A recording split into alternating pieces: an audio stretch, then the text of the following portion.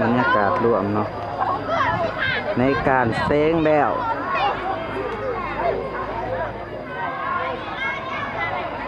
ในการเซ้งแล้วขององค์เกียนมอซอปากเซดุนที่เก่านั่นมีการถ่ายหูนี่คือห้องของห้อง73ไอ้น้องห้อง73แมนเบิดที่คือว่าถ่ายหูไปแล้วมึงนึงอันเจ้าห้องได้ดอกบ่หูคือกัน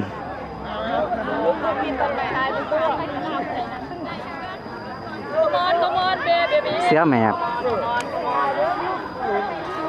นี่ยุติวิดีโอข้าวหนึ่งนอนในการถ่ายหูเดี๋ยวในการถ่ายวิดีโอแต่สีเขาในการถ่ายหูก่อนเนาะโอเค yes sir นี่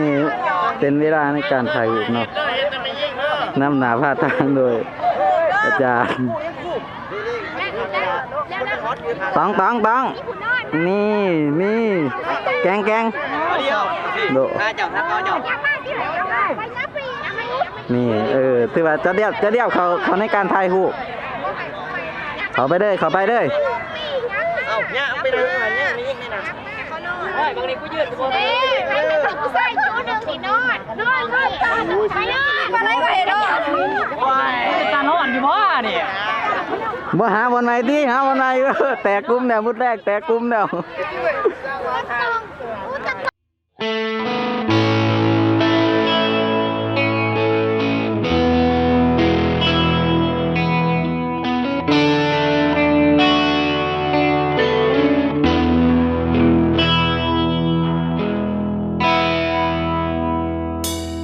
ปีสุดท้าย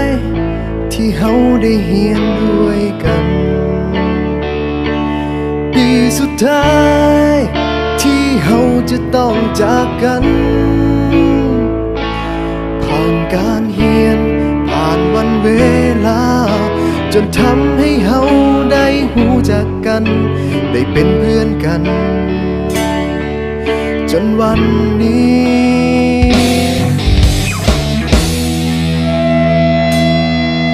มาถึงม.7 ปีนี้ก็เลยห้องเพลงนี้แทนใจก่อนที่เฮาจะจากไปห่างกันให้ทุกคนจดจำในใจฝากเพลงนี้ไว้ให้คิดถึงกันเมื่อต้องถึงวันที่จากไป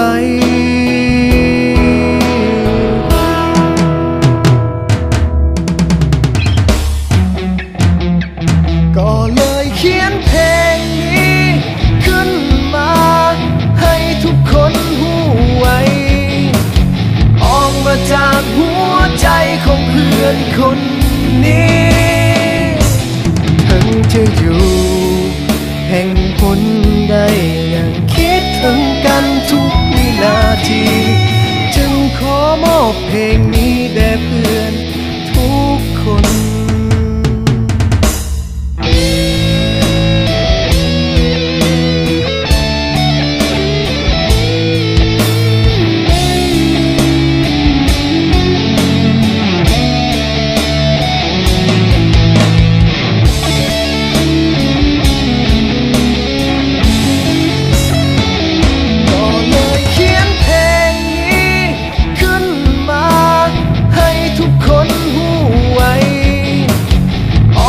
จากหัวใจของเพื่อนคน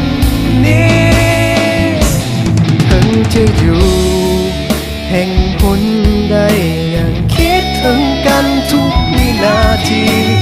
จึงขอมอบเพลงนี้แด่เพื่อนทุกคนสุดท้ายนี้ที่บอกเอาไว้ถึงจะอย่างใดก็ยังมีคำว่าเฮา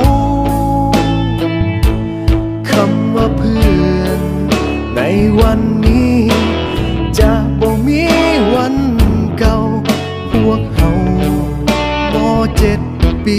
สุดท้ายคำว่าเพื่อนในวันนี้ จะบ่มีวันเก่าพวกเราม.7 ปีสุดท้ายพวกเราม.7 ปีสุดท้าย